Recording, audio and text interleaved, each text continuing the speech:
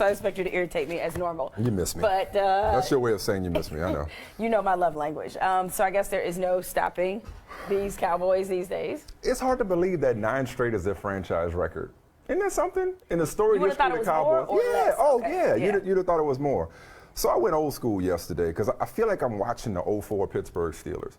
Ben Roethlisberger's rookie year, 15-1 regular season, home field throughout the playoffs, end up losing to the Patriots at Heinz Field. But Ben comes in, does just what's needed a little bit more, because at the time people said he was the best rookie quarterback since Dan Marino in '83. Mm-hmm. So he comes in, does what's needed, but they had Buss and they had Deuce Staley and they had that defense and Cowher just, they beat people down. So I went old school yesterday. In this day and age of, Sunday Ticket and Game Mix 2 and Red Zone and all these different things, I said I'm watching one game with the commercials. Wow. I'm watching Cowboys-Ravens. That's a commitment. Because I wanted to see every single snap. I wanted to see how they went toe-to-toe, as you mentioned, with the #1 defense overall and run defense in the NFL. And it's like, what do you do with a team that just beats you up? Like, we've seen these fancy schmancy, pretty cute passing games get neutralized. We know the formula for that. Get pressure on the quarterback, or if you can, if the rules allow it, beat up the receivers on the outside and disrupt the timing. But what do you do when some cats say, we're going to run it and run it again, and if you stop us, we're going to run it again the next time until we keep running this thing, until you just can't take it anymore. We're going to pound you into submission. That's old school football, and it's so fun to watch. I felt like, how you in the club, it's been a long time since I've been in the club, but you ever been in the club or a party, and they playing all the day's hottest joints, right? And it's popping. But then somebody throw on some old school. We're like, oh, sucky, that's my joint right there. That's taking it back. The butt or something, little EU. Yeah, exactly. By the way, I think NBC might have played the butt going to break last night in honor of DC. Yeah, somebody like, yay, ow. Like, yeah, that's my joint. I watch the Cowboys and like, that's the football I grew up on. Right. Forget these quick passes, this dink and dunk stuff, this spread, draw. Forget all of that. It's like, here you go, partner. Yep. Here you go, partner. Zeke left, Zeke right. Zeke left, Zeke right. And when you're holding the ball for 20 minutes in the second half and the quarterback's not giving the ball away, what's the formula for beating that? I can see this team going 15-1, not losing again for a while, and being 2 home wins away from going down the road to Houston for the Super Bowl. They're that good, and they got a formula on offense that just works. Yeah, as I said before, as many, and I know we'll talk about Tony Romo in a second, but as many conversations as we've had about is Tony Romo better, is Dak better, so many people made that a player-to-player contest as opposed to team fit. And Dak has a long way to go. He has a lot still to learn in this league, as good as he is, but he's got the most basic thing down pat, which is not giving away the football. When you have 17 touchdowns, 2 picks now? Precisely. So when you have a quarterback that values possessions, values the ball, that's going to get you a long way. You're going to be in every game. And I'll admit, part of the reason why I didn't expect much from this Cowboys team is because of their defense, right? They're on the sideline watching them with the rest of us. Precisely, yeah. I mean, everything about this team clicks together, which is why it is such a treat to watch them. As you mentioned, they're very physical in the run game. Being able to dominate time of possession allows their defense to not be on the field as much and to be as exposed. Having a quarterback that doesn't turn the ball over means the other team isn't getting extra possessions. They dictate the rules of engagement. They dictate the entire pace of the game, which is also something that we don't see as much as we should in the NFL. The great teams learn how to do it. And I'm telling you, and again, another team I know we'll discuss later, if it wasn't for Seattle's experience, their pedigree, if they hadn't been there before, I would feel that much more comfortable proclaiming Dallas as the best team in the NFC. But it's only because of that. Well, and I understand you want to defer to Russell Wilson and the body of work that he has. And that defense, while it hasn't been up to its usual standards, still somehow leading the league in points allowed. I'm talking about Seattle. Yeah. But they got some injuries and whatnot. I get it. But if you just look at what Dallas is doing week in and week out, I don't care that their defense is not as star-studded as Seattle's. I look at the way Rod Marinelli has that group playing together when it's on the field. The only thing I see stopping Dallas, and I'll say this before they go on a Thanksgiving game with red-hot Kirk Cousins in Washington, and we'll be having a different conversation next week, but the only thing I can see, the formula for stopping Dallas, is an unfortunate, knock on wood, God forbid, injury to Ezekiel Elliott. not to get off track into the MVP conversation, I'm not one of those people that thinks anybody can do what he does. That seems to be what people are saying. Even other backs can be effective with Dak Prescott. But with the run that Alfred Morris gets, I don't see the same thing with Zeke. Right. Like Zeke's a different animal. That's why they drafted him 4th overall. So, obviously, not literally an animal, but you know what I mean. Yeah. Point being, it's like, what do you do when somebody is physically, not finesse, but physically more dominant than everybody else on the block? They just gonna Debo everybody. So who's gonna stop him from taking the beach cruiser or your grandma chain? But they just gonna Who's cry. Gonna stop him? They just gonna cry in the car. You have to almost like in battle. You have to attack them from an elevated position and make them one-dimensional somehow. But if it's a tie game or a close game, like at halftime, Garrett's going into the locker room. He's like, "We're fine. I'm not worried about anything. We're gonna keep doing what we do." Right. They do one thing and do it well. I think it's GMC says that. As Jason Garrett said, and everybody can see, Dak gets better every week, and every week Tony Romo gets closer and closer to being a former Cowboys quarterback. Now, although Jerry Jones says he isn't thinking about Romo playing for another organization, and some say the possibility remains that Romo remains in Dallas on a reworked contract, the more likely and logical outcome is dealing him and his $24.7 million cap charge in the offseason. And if the team goes that route, NFL.com reports that Romo already is eyeing Denver, also known as the league's premier retirement home for old quarterbacks. Now, the report also says, Jamel, that Romo will have significant say in the matter, given that he will need to renegotiate his deal. A, is it a done deal that Romo is done in Dallas? And B, how do you see it playing out with him having significant say in his destination in the offseason if they decide to trade him? I think Romo, and not a reflection of his time there, not a reflection of how he feels about the organization, because I think he really does love Dallas. The community loves being a Cowboy, but he understands that Dak's emergence comes at his expense. And if it's true, if you believe any part of what Jerry Jones said, and certainly what Tony Romo's teammates say, that this guy looks re-energized, he's got a lot of juice left. As Jerry Jones said last week, that he could see him easily playing 5 more years and possibly winning a Super Bowl. As I, sort of question, do you mean in Dallas? Because that may not be the case. If you're Tony Romo, that concession speech that he gave last week, it wasn't a "I can't play anymore" speech. It was a "I realize what's happening here. For the betterment of the team, I need to fall back." This year. But I think any part of any competitive spirit Tony Romo has, why would he want to stay there and be the backup? And and let's just say that it's not a done deal that Dak Prescott holds on to this job, I guess. I mean, yeah, it is. Why do you think just for this season, or do you think long term? Just long term. He's not going to turn into a pumpkin. This is not some fluke. I don't think that he is. He's not a flash in the pan. As I said before, the biggest question was going to happen in the offseason when both of these two healthy, starting out the gate preseason. What's going to happen if you're Tony Romo? Dak Prescott starts. It should be that way, right? I understand that. And younger, cheaper, on the ascend. I think Tony Romo understands that too. Yeah. So I think he understandably is looking at other destinations.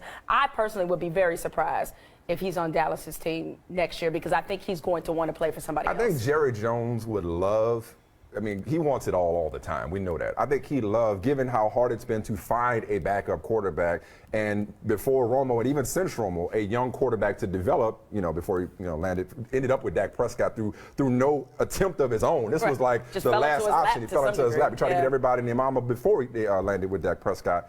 But as hard as that's been, I can understand Jerry Jones really wanting his cake and eat it too, even if he's got to invest $25 million worth of cap. I get why he wants it. Yes. I don't think Romo wants the same thing. It's unrealistic. It's unrealistic. It's illogical and it's unrealistic. Now, he carry a lot of dead money on the cap, not to get too technical, but if he fetches a high round pick, like a second round pick, you'd be a fool to turn that down from Denver. I don't want to be a fool and think it's going to be this clean. Because basically whatever sources to NFL.com, whatever they just did was pass a love note to the Broncos, say, will you go out with Tony Romo? Yes, no, maybe. Right. Okay, and we're dealing with John Elway. And let's go back to this offseason. You know how that played out. However, in fairness, there was not a quarterback on the market as good as Tony Romo. No. There's also usually not a quarterback as old as Tony Romo making as much as Tony Romo. And so given that Tony Romo is 37 years old going into next season, I believe he is, and what kind of negotiation are we talking about? Like getting Peyton Manning when they did for the money, like they were convinced that Peyton Manning could still be that guy. Will John Elway, stubborn as he is, be convinced enough to believe that putting Tony Romo with those receivers and that defense in Gary Kubiak's system, will he be convinced enough that Tony Romo, step back Paxton Lynch, Trevor Siemian, you could be a nice little backup. Tony Romo is the replacement to take us back to the Super Bowl for the money he wants and a draft pick that Jerry Jones will command. I just find it hard to believe. I think it's going to get ugly. I think it's going to be more contentious than, here, Tony, go about your way. We wish you the best. Here's an AFC Super Bowl contender to play with. I don't think it's going to be that simple. Denver makes a ton of sense on paper, makes a ton of sense for Romo, makes a ton of sense for Dallas. It usually doesn't come together that easily. Brett Favre, I know, was different, but Brett Favre didn't get to dictate where he went when he tried to come back. He wanted Minnesota. They're like, nah, player, you're going to the Jets, then you can circumvent your way to Minnesota. I can see it being a situation where the leverage comes into play as to what Tony wants and what John Elway, stubborn negotiator that he is willing to give for somebody that old. Well, even though I know their resumes are a lot different, but in terms of health concerns, there was far more. Oh, he had a neck injury. Exactly. Peyton. There was almost over. It was a whole lot more but to he worry got it about. back. And injury history. Yeah. A much greater injury history than Peyton Manning. You're right, different set of circumstances, but still, that age, that money, Elway doesn't make anything easy. That's all I'm saying. This is too good to be true, the idea of Romo ending up in Denver and taking him back to the promised land. All right, staying in the NFC East. Well, Kirk Cousins just may be a franchise quarterback after all. He passed for 375 yards, 3 touchdowns as Washington won a shootout over the Packers. Keep in mind, Cousins is on the franchise tag this season, so he bet on himself, and essentially he reminded GM Scott McCloughan of that after yesterday's win. How do you like me now? How do you like me now? How do you like me now? How do you like me now? And the continual winner of corny catchphrases. Oh, this one he stole from Kool Moe Dee to some degree. You think Kirk Cousins knew that? He probably went with the heavy, but I don't want to underestimate Kirk. Yeah. Kirk might have been singing Self-Destruction, Wild Wild West, I go to work. One got to go. Wild Wild West, I go to work. How you like me now? Kool Moe Dee, greatest hits. Or if you want to throw in that burst off of Self-Destruction if you want. All right. I go to work. Yeah. Yeah. I used to go. You got to go Wild Wild West. You got to go keep Wild Wild West. You must keep Wild And Wild How You Like Me Now is obviously universal. Great How do song. you like Kirk Cousins now? No, you biased. No. I am not biased, and I'm not going to let myself off the hook, and by extension, you off the hook. Whoa. No, both Don't of be us. putting words in my mouth. What I say? I'm not putting words in your mouth, but and with good reason. Okay. Kirk Cousins gave us plenty of reason to doubt whether or not he really was the fit in Dallas, in Washington. That whether or not he really was that guy, and especially earlier this season, and certainly at points last season. But you got to give credit where it's due. Not saying you in particular, I will, because you always know it hurt my heart to ever criticize Kirk Cousins. Oh, I was about to say, because between the two of us, even though you went to Michigan State, as we all know, I was probably the more patient and the more positive about Kirk Cousins between the two of us. Yeah, you held on a little bit longer, but there were times where you would see things like, I don't know about this guy. Most people did. Well, yeah. All right? That's okay. Because it looked like he didn't know who he was throwing to sometimes. Yeah, and I think that was reasonable. No doubt. But in terms of how I like him now, yes, he looks like he made an appropriate choice by betting on himself No question. this season. And he's going to, because look, it was a few weeks, so I was like, I don't know, man. Early in the season. Early in the season, Yeah. especially they started with a blowout loss to Pittsburgh. I mean, they look bad. And here's the requisite we know is Green Bay's secondary last Yes, night. and we know that they're but having he's played their well own- against good defenses this year, Yes, too. he has, and it'll be a huge test for him against the Cowboys, given what their record is. And he even got Dan Snyder in there awkwardly doing whatever. That was to jump around, by the way. I was like, what song is he listening to? What was the beat? In your mind, how did that beat go, Dan Snyder? But all good. But I'm impressed with Kirk Cousins. I'm impressed with his ability to be resilient. He seems to be more and more comfortable every week. I mean, he looks like the answer, finally. If you want to go back big picture, which is how you started, I think the problem with the evaluations of Kirk Cousins, they always came through the prism of RG3.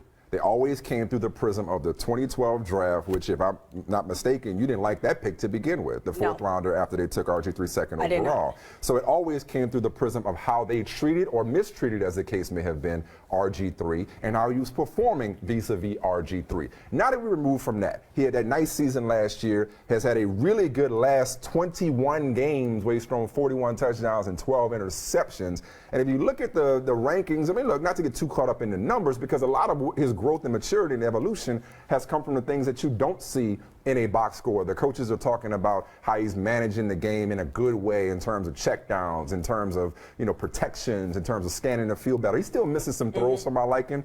But look, when you're third in the league in passing yards, 15 yards per game, 15 yards per attempt, only 5 guys averaging 8 yards per attempt, and he's up at, 98.8 in quarterback rating, 10th top 10-ish he's kind of feeling right now. And you started off by saying maybe Kirk Cousins, you said just maybe a franchise quarterback. Here's the problem with evaluating franchise quarterbacks.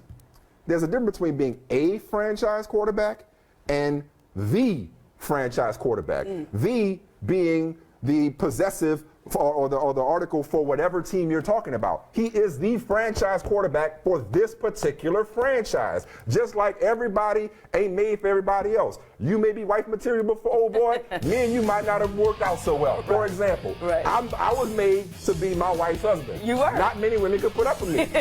Likewise, Kirk Cousins, it is clear, is perfect for this system. They got the talent around him. They have the coaching staff around him. They've grown together. And we've seen enough of a body of work for this team to break him off something real proper like when it comes to his contract, because they could wait for a franchise quarterback, an Andrew Luck, you understand, a Cam Newton or one of those once-in-a-generation cats to come along. They found their guy in a different kind of way. He took a while to get here. But right now, the way he's playing, you cannot deny that he deserves whatever he is asking for from them. I would agree. You gave me a pretty hard one got to go with Kumo D. Here's one for Kirk Cousins in particular. You like that? Ooh-wee or how you like me now? Ooh-wee. Ooh-wee? I'm old school. I got to go how you like me now. Okay. I got to go I got to go. I got to go how you like me now, and you like that started it off. Yeah, it did. I have to admit this last one, especially with the Tausos got. And you knew that was a message. That wasn't hey, what's up, player? How you like me now? It was like, how you like me now? Pay me. Bleep you. Pay me. Right. Hey, a definite price message. just went up again. And when we win this playoff game, it's going to go up even higher. That's what he was thinking to himself. Speaking of definite messages, so we're going hard in the paint next. See, Mike, why is it on your first day back we got Pastor Shirley in the show? That's not a coincidence. You didn't have this on last week? Why we you dropped the ball last week? When you come back. You name it! His and hers is pretty. So, Alabama up 14-3 to FCS Chattanooga at the half. Obviously not good enough for the top team in the country, and for damn sure not good enough for Nick Saban, who was fired up heading into the locker room, unfortunately for the halftime reporter. Coach, you're just 1 of 6 on 3rd down. How are they getting some stops? Well, we're not doing a very good job of pass protecting. We're not throwing the ball on time. We don't have much consistency on offense running pass. So we just got to do a better job of putting drives together. And, defensively, they gave us some new stuff that confused us a little bit, but we settled down a little bit. So, we've got to know what kind of game we're in, and we got to go play better. How have you told your players what kind of game you are in? Well, I'm going to tell them right now. I'm embarrassed the way we played this half. Thank you. You want me to tell them that? Sure. Okay, thanks.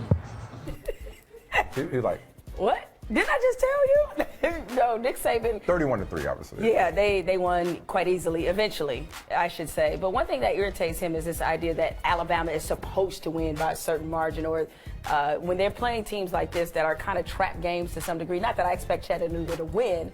It's like he's upset at this idea, like, oh, no, you guys are supposed to dominate and do this, and when the team's not playing up to his expectations, he loses it. It's a legitimate idea. No, it is. Based on a standard that he helped create, but when his Yeah. players buy into it. Yes, that's more than anything. Yeah, like so when he feels like they're buying into the myth and mystique of Alabama, Right. that's just them showing up being good enough to win. Getting off the bus, right? Yeah, pretty Chattanooga much. got designs on pulling the shocker. Yeah, so they do. It doesn't matter. I hate when they play teams like this, but whatever. Speaking of almost pulling the shocker, so MSU Y'all counting almost now? scored a touchdown, Is there a column for that? 4:41 remaining. Answer? Inexplicably, we went for 2, and I didn't understand why we went for 2 at all, but, I just didn't get it. Didn't understand. And if you go for 2, it's a guy named L.J. Scott, you might want to get him the ball instead of one of the quarterbacks, I see a person who is what's trying to remove herself emotionally from this. Like, this ain't the year for you to be emotionally invested in this. I got it. I got it. I had low expectations. I knew they weren't going to come in and So blow us live out. vicariously through Michigan. That's not possible. At Ohio State. No. It's the game this weekend. Is it as simple from a playoff standpoint? Is it as simple as win and end for Ohio State? Or does Penn State have to cooperate against your Spartans? I think it is as simple as win in their end because The resume? I think of the resume, who they've beaten Oklahoma, beaten Wisconsin. I mean, they've got some very. They're going to be some wins. PO teams and conferences this year because they're going to try to force 2 from one of these, either SEC or Big Ten. Speaking of SEC. And being PO'd. Yeah, exactly. Things got a little chippy. Leonard Fournette was like, nah, I'm playing on this injured ankle. He played, wasn't himself, wasn't on the field on 4th down. Florida stuffed him. They go on to represent the East again in the SEC title game against Alabama. Funny though, see this, I remember you were at the forefront of like, Fournette should just stop playing. He ain't built like that, man. These are kids. These ain't businessmen. They got into it pregame. He pushing the DB's coach. He like, nah, I'm suiting up. I'm riding my boys, even though my ankle ain't right. Forget his future. He going out there and playing because he got upset. And you know what? If I were his coach, I would have told him to sit down. Ed Orgeron said, hey, I don't know what it was about. It was obviously about At this point, given where their season is, and I know it's still a respectable season, you don't let that kid play. What's interesting is that Florida, they went savage trolling after this because if you remember, people said they were afraid of LSU when the hurricane hit and they didn't play. Yeah. And so they were upset about that.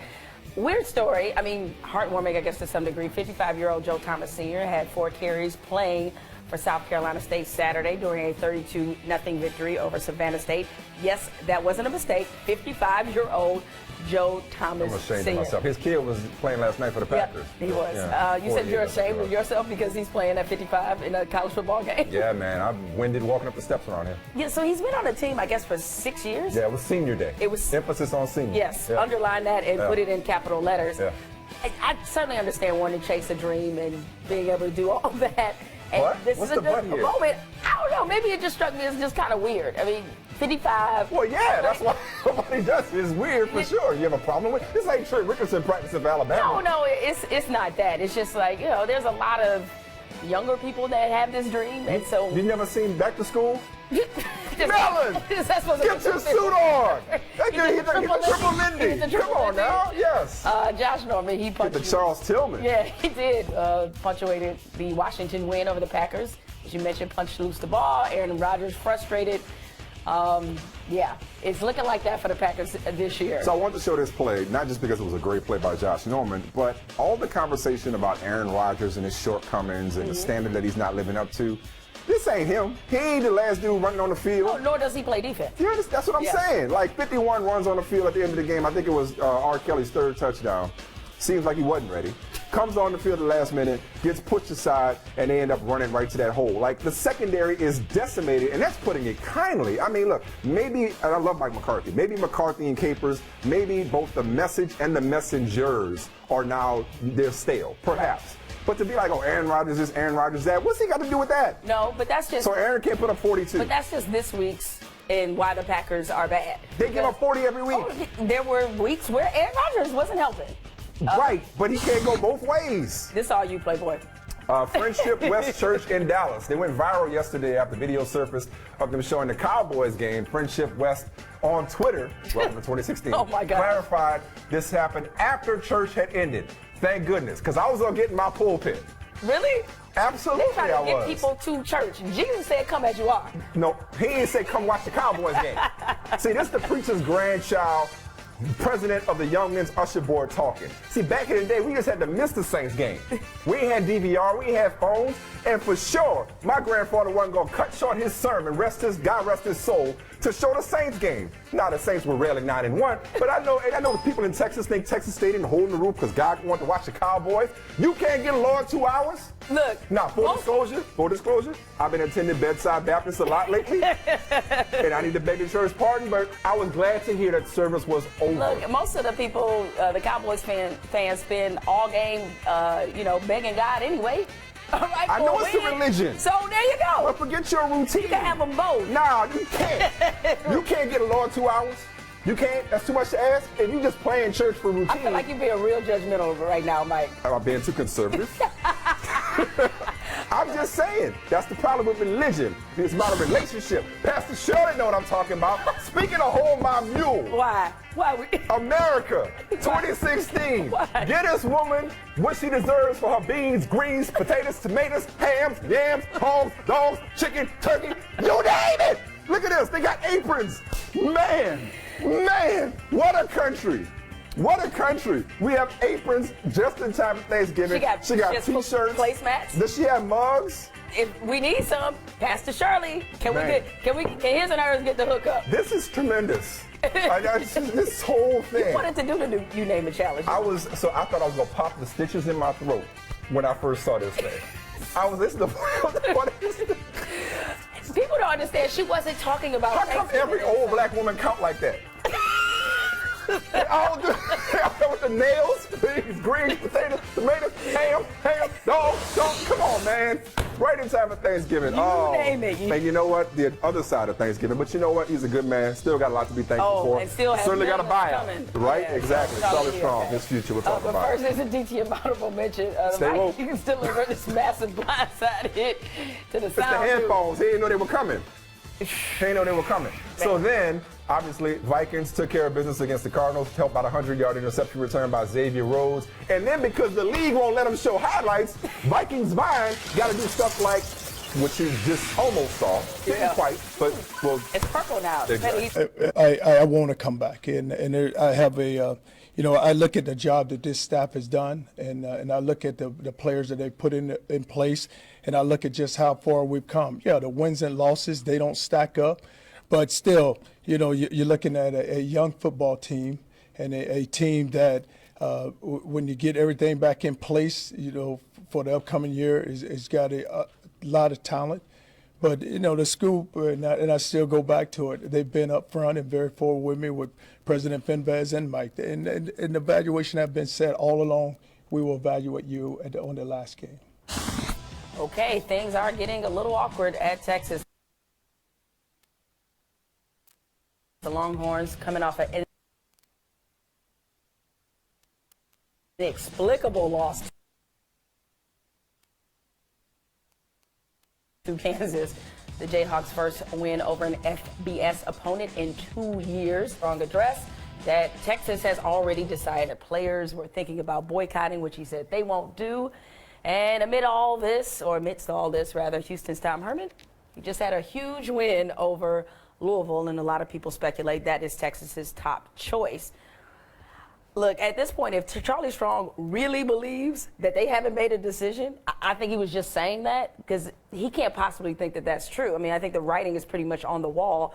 Hence why I looked at thinking about his demeanor after losing to Kansas. I think he knew that. Like, that's the kind of loss that you have that pretty much, nails the coffin shut in your coaching career at Texas. How many times have I ever said such and such should be fired?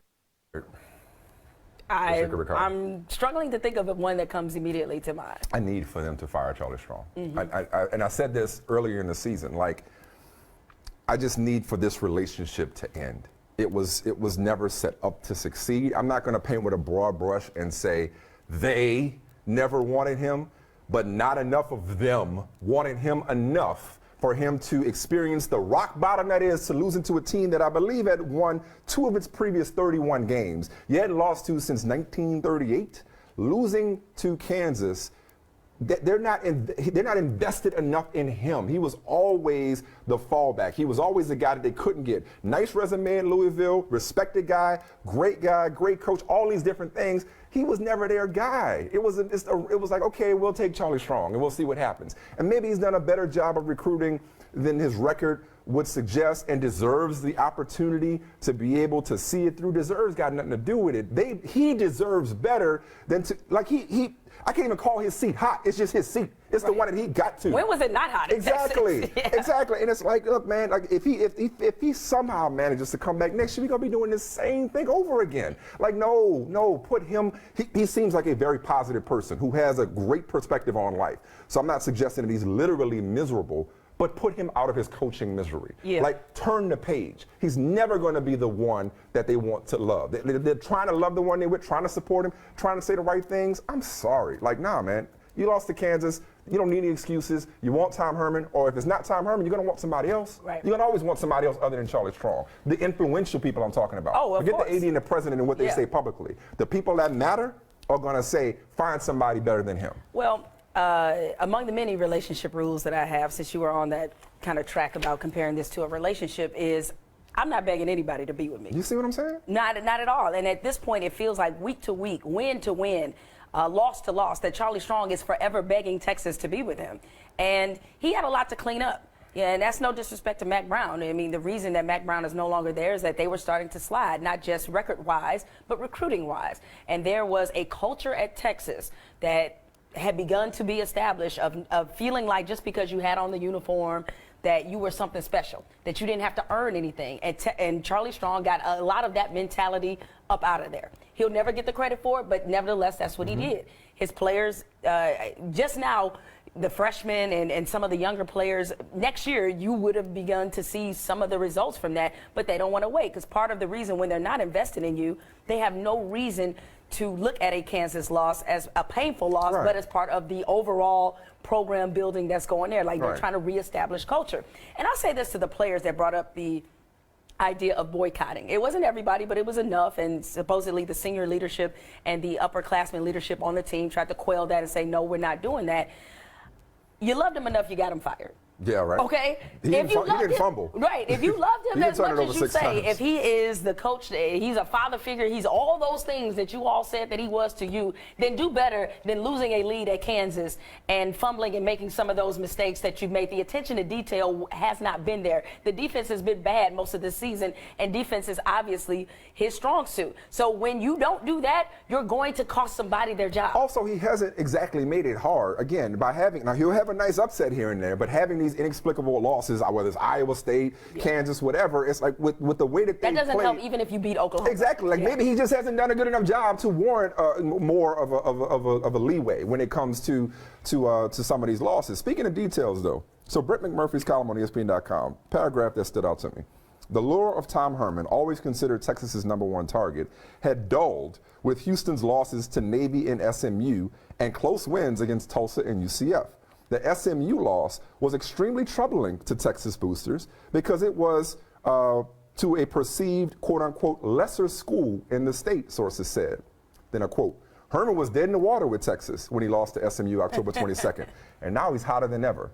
That's not how. This is who you're dealing with. That's not how you pick a coach. Exactly. That's not how you pick a coach. Exactly. He's the guy or he's not. You don't go week to week. Like, oh, he won this week. Charlie was never the guy. Nope. So absent bowl after bowl after bowl and Big 12 title after Big 12 title, he ain't never gonna be the guy. It's like so let's just go our separate Texas ways. is like let's just go our separate the ways. sort of stuck-up fine girl at the party that's not talking to everybody. That's talking. So to you back in the day. That was never me. Doing too much countdown, still a come. But first, we're gonna talk about some kickers. Not the kicker we deserve, but the kicker we need. Why do they have a non-superhero kicking the ball?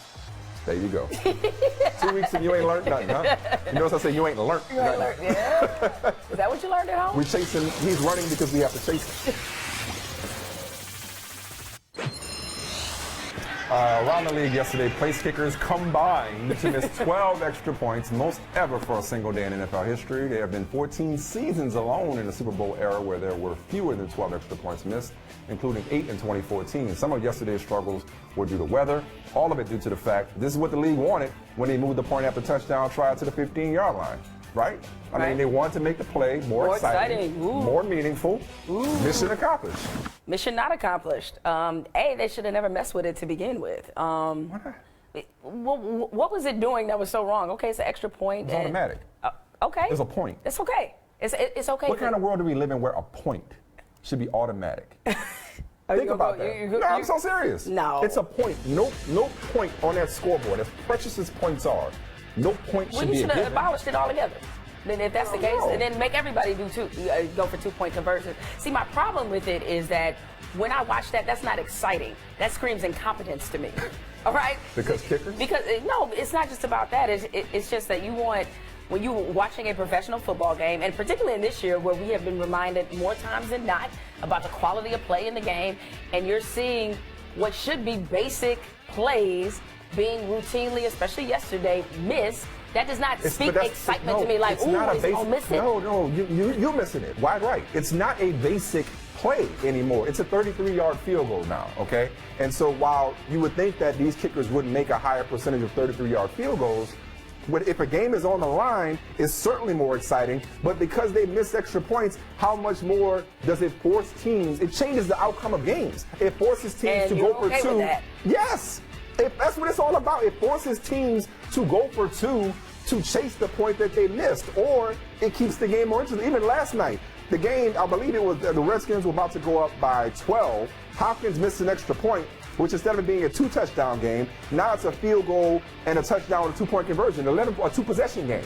Now, it never played out that way, and the likelihood of Green Bay tying it up was remote, but it's still, whoa, this is different. It's different. So, of all the things the NFL has done wrong in recent years, that's not one of them. That's a success when an extra point is no longer a given. Okay, well, part of the extra point, at least I thought the philosophy was that in some respects it was a little bit of a reward for scoring a touchdown. Okay. If it was, that was the wrong way of looking at it. All right. This is better. Because back in the day, the extra point wasn't a given because people were still kicking it straight on. Yes. So it got too automatic. This is good. To me, cut out the middleman. If you want the game to be so exciting, just do away with the extra points and just have everybody go for 2. To me, this is all I wouldn't go this that does far. is, I think that's a little extreme. But. Oh, that's extreme. Yeah, I but think that's extreme. 50-11 missed extra points. That's not extreme. That's fine. It's only 12. Well, regardless, yeah. Okay. Doesn't do anything for me. All right, she's doing too much. The countdown's coming up next. Zaza Pachulia's excited. This how you make a mid-range jumper. That's how I would do because I can't make a mid-range jumper. What move is that? I don't know. Yeah, hopefully. Smack it up, flip it, rub it down. I don't know. Something. Smack it on the side. I don't know. There's a lot. She would actually condone. Thankfully, the service was over and the show's almost over. Time for doing too much. Yeah, it is. We start with the Cowboys. Oh, more Cowboys. Right? Having a lot of fun these days.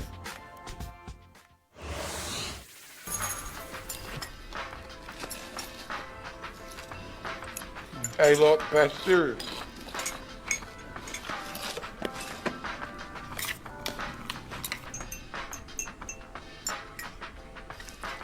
Hey, Bees, that's too much sauce. It's never too much sauce. Hey, Dad, toss the sauce, girl.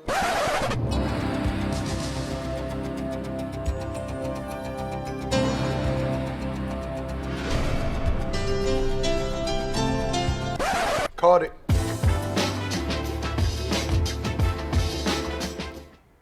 So They could do no wrong. They can't. They call that the Breakfast Club with the Dallas Cowboys. Okay, so I have 2 problems with it. Where's Charlemagne? That's number 1. So be the Breakfast Club. That's true. Number 2, small critique. If you got Lucky Charms, where your Cinnamon Toast Crunch? Remember, Cam put us on. Mix them together. Also, observation, Dak Prescott there with the Basic 4 cereal. Very underrated. Basic 4? It's called Basic 4. Very underrated cereal. Really good. Nutritious, somewhat. Delicious and nutritious? Delicious and nutritious, so I very much appreciated his cereal choice. I'm a Raisin Bran Crunch guy myself. So, people want to make kind of a big deal of the fact that we almost lost to Florida Gulf Coast, if not for a bit of a shot clock blunder on the game's final play. The official timekeeper actually started the clock upon the initiation of the inbound pass. However, I will say that when it comes to Michigan State, clock snafus tend to happen. All right, and this reminded me of something that happened when I was a beat reporter in 2001, Michigan State. Jeff Smoker, any second now you will see him throw a game-winning touchdown pass to T.J. Duckett on 4th and goal with the 1 second left. And from 2 to 1, it was just a little bit slow. Hey, man, So that's what happens when we're in charge of the clock. So what you saying is y'all cheat? No, I didn't say that. But sometimes there's advantages to being at home. I look at it that way. I see. And right now we're unranked. We need a win. So there you go. Take it after you get it? Take however we can get it. All Get right. your boy. You know what? Get your boy. Get your mans. That's I'll your allow mans. it. I'll allow it. You'll allow it? So he Come drops on, the Mike. career high 26. This is Joel Embiid. 7 rebounds, 2 downs against the Suns. Apparently he wore his jersey to a spot called Recess Saturday night. He wore his own jersey. Now, for most people, that's lame to wear your own jersey. Amongst people who are probably too old to wear your jersey, even as fans. Okay. But the process, that's my son. The process, You've adopted maybe another he's just one. thinking on a different level. Maybe there was something meta to this. See, I don't know if we should Maybe he let was you sending a adopt message. anymore. Maybe he was being cool more D's. Like, I go to work, and when I get off from work, I'm still at work. Hopefully he didn't wear a game worn one. I don't know. This is the thing, Mike. You can't adopt anymore because when you do, I adopted one and it roll. turned out real bad. Don't put that on Joel Embiid. All right. Marshall Plumlee, after a late scratch for Joakim Noah, Knicks contacted Marshall Plumlee to make his NBA debut. One problem, he was 2 hours away. Ended up taking a train, paying $60 to a cab to run a red light. Then he sprinted through the streets to Madison Square Garden. That's called commitment, sort of. But he paid $60 for a cabbie to run a red light?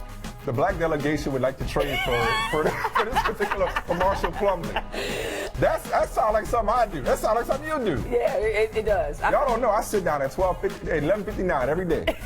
11:59. Yeah. And I'm right down the hall. It's amazing that you have not yet been late for the show I have myself. never missed the beginning either. of a show. So what are you going to do when we move to the 6? And that's way over there. I don't know, though. Are we going to make it? I don't even know. We can't beat those ones. We can't live They up to give the a nice stereotype. long open that buys me time. We can't live up Have to you the ever paid a cab like to run a red light? Like $60. I It just takes more than asked, 60 I to just do it. asked them to do it. All right? Yeah. Bucket naked. Bucket naked. Members of the Strip him in the start of that, yeah. student section, they decided to strip naked in the front row of their rivalry game against Harvard.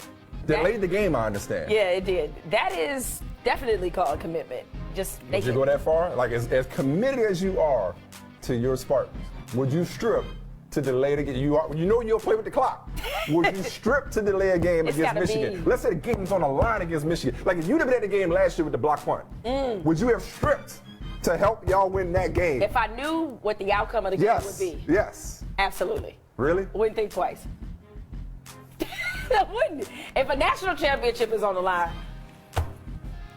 you got to see me in my birthday suit. It's just working that way, right? You just have an inner stripper that you can't wait to unleash. Can't wait to unleash. That's all it is. When certain things are on the line, like you got to be willing to sacrifice a little bit of your dignity for the greater good. That's good colleging right there. Yeah, it is. That's the Best news of the day, Look back Dave at my life. Chappelle got 3 comedy specials coming to Netflix. And you're back tomorrow. Look at that on your Bam. own show. And then we done for the rest of the week after that.